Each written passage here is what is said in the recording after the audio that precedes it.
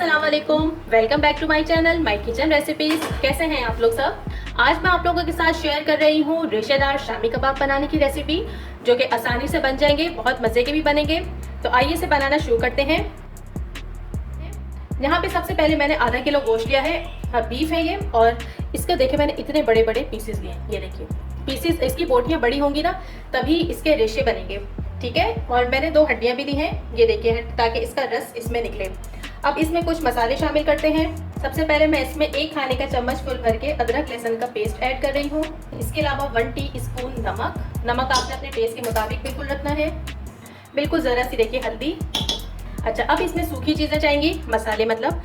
अच्छा, यहाँ पे मेरे पास साबित गोल मिर्चें हैं, ये मैंने तकरीबन 10 से 12 ले ली हैं। इसके अलावा सफ़ेद ज़ीरा है, 1 टीस्पून सफ़ेद ज़ीरा है, हाफ़ टीस्पून काला ज़ीरा जिसको शाह ज़ीरा भी कहते हैं, और 6-7 लौंगे हैं, 2 बड़ी वाली इलायचियाँ हैं, हाफ़ टीस्पून सूखा धनिया है, साबित धनिया, 2 दालचीनी के बड़े टुकड़े हैं, और तकरीबन 12 से 15 काली मिर्चें हैं। ये सब इसमें चली जाएंगी। अच्छा, इसके साथ ही यहाँ पे इसको करते हैं साइड में। और ये मेरे पास चने की दाल है। चने की दाल मैंने 1 कप ली थी और इसको 2 घंटे पहले भिगो दिया था। अब ये भी इसमें मैं साथ ही शामिल कर रही हूँ। इसमें दाल चली गई। अब मैं इसमें तकरीबन 1 से 1.5 कप पानी ऐड करूँगी और बस इसे हमें गलाना है। इसे करेंगे मिक्स और बस मैं कवर करके इसे चढ़ा रही हूँ। तकरीबन 15 मिनट लगे हैं और यहाँ पे हमारी दाल और गोश्त देखिए बिल्कुल परफेक्ट गल के तैयार हो गए हैं। अच्छा, मैं इसमें ये करूँगी कि मैं गोश्त जो है उसको अलग कर लूँगी और जो बाकी ये दाल है और दूसरे मसाले वगैरह हैं उसे चॉपर में अच्छे तरीके से पीस लेंगे, लेकिन मैं गोश्त को अलग करूँगी और फिर मैं आपको बताती हूँ। ये देखिए, मैंने दाल में से जो गोश्त था ना, ये देखिए उसको सारा अलग कर लिया है। अब आपने इस गोश्त को क्या करना है, या तो आप इसको हाथों से रेशा कर लीजिए, या आप जो हावन दस्ता होता है, मैं इसको उससे कूटती हूँ। मैं दिखाती हूँ, अभी गर्म हो रहा है, ये ठंडा होगा फिर मैं आपको दिखाती हूँ। यहाँ देखिए, मैंने जो गोश्त निकाला था उसमें से कुछ को मैंने इस तरह से कूट लिया है। ये मैं हावन दस्ता इस्तेमाल करती हूँ, और कुछ मैं ये देखिए ये बोटी है आप लोगों के सामने करूँगी। इस तरह से आपने इसको कूटना है, बहुत ज़्यादा नहीं, थोड़ा थोड़ा इसको कूटना है, तो इसके जो रेशे हैं वो अलग हो जाएंगे और गोश्त भी सॉफ्ट हो जाएगा। ये देखिए, इस तरह से आपने इसको कूटना है। थोड़ी सी मेहनत इसमें लगती है, लेकिन कबाब बहुत अच्छे बन के तैयार होते हैं आपके। देखिए, मैंने गोश्त को यहाँ पे इस तरह से कूट लिया है। 1 मिनट लगा होगा बामुश्किल।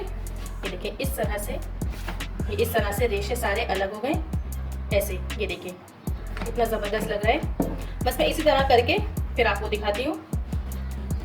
ये देखिए, मैंने ना सारे गोश्त जो मेरे पास था उसको अच्छे तरीके से हावन दस्ते में कूट लिया है, और ये आप इसके लच्छे देखिए, गोश्त के लच्छे कैसे बेहतरीन से ये इसके लच्छे बने हैं। ये चीज़ आपको चॉपर में नहीं मिलेगी, और यही जो लच्छे हैं गोश्त के, यही हमारे शामी कबाब को लच्छेदार बनाते हैं। रेशेदार जो हम कहते हैं ना, रेशेदार शामी कबाब है, तो इसी की वजह से रेशा उनमें बनता है, ठीक है। आप इसको, इस मेथड को ज़रूर फॉलो कीजिएगा। थोड़ी सी मेहनत है तो, लेकिन ये कि कबाब बहुत अच्छे बनेंगे।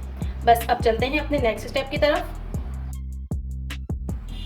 यहाँ पर मैंने गोश्त को और ये दाल जो मैंने पीसी थी, देखिए इसको दोनों को मिला लिया है, यानी अभी डाल लिया है एक उसमें। अब मैं इसके अंदर कुछ चीज़ें ऐड कर रही हूँ। थोड़ा सा मैं इसमें दोबारा हाफ़ टीस्पून नमक शामिल कर रही हूँ। इसके अलावा थोड़ा सा इसके अंदर 1/4 टीस्पून गरम मसाला जाएगा, कि आधा नींबू का रस, ये देखिए ये मैं इसमें ऐड करूँगी। इससे बड़ा चटपटा सा बहुत मज़े का फ्लेवर आता है, चटखारेदार कहते हैं ना, वैसा फ्लेवर आता है इससे। यहाँ मेरे पास 1 खाने का चम्मच दही है, जिसे मैंने इस तरह से छन्नी में रख दिया था, और इसका पानी तकरीबन निकल चुका है। ये इसमें डालेंगे। दही हमारे कबाबों को मॉइस्ट रखेगी, इसलिए इसमें दही मैंने ऐड की है। इसके अलावा 1 अंडा जाएगा इसमें, अंडा मैंने डाल दिया है इसमें। और इसके अलावा ये देखिए, यहाँ पे मैंने प्याज ली थी, मैंने मीडियम साइज़ की प्याज ली थी, और हरा धनिया, पुदीना, हरी मिर्चें, ये तीनों चीज़ें आपने अपनी मर्ज़ी से लेनी है। मैंने मीडियम साइज़ की प्याज ली थी, और पुदीने की मिकदार मैंने ज़्यादा ली थी, यानी 1 मुट्ठी भर के पुदीना लिया था। धनिया जो है उससे कम लिया था, और 4 छोटी हरी मिर्चें ली थी, और उन्हें अच्छे तरीके से देखिए चॉप कर लिया है, बहुत ज़्यादा बारीक नहीं किया। वो इसमें ऐड करेंगे, इससे बहुत अच्छा फ्लेवर आता है। पुदीना आप शामी कबाब की अगर आप ओरिजिनल रेसिपी देखें तो उसमें पुदीना ही डलता था, हरा धनिया नहीं डलता था, और पुदीने की ही खुशबू और टेस्ट आता था उसमें। चलिए, ये इसमें चला गया।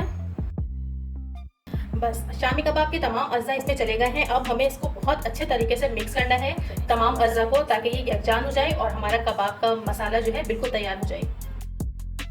चलिए, मैंने हाथों को ग्रीस कर लिया है और अब इसकी टिक्कियाँ बनाएंगे। आप इस रेसिपी को ज़रूर ट्राई कीजिएगा, और पसंद आए तो वीडियो को लाइक ज़रूर करना है, शेयर भी कर दीजिएगा फैमिली में।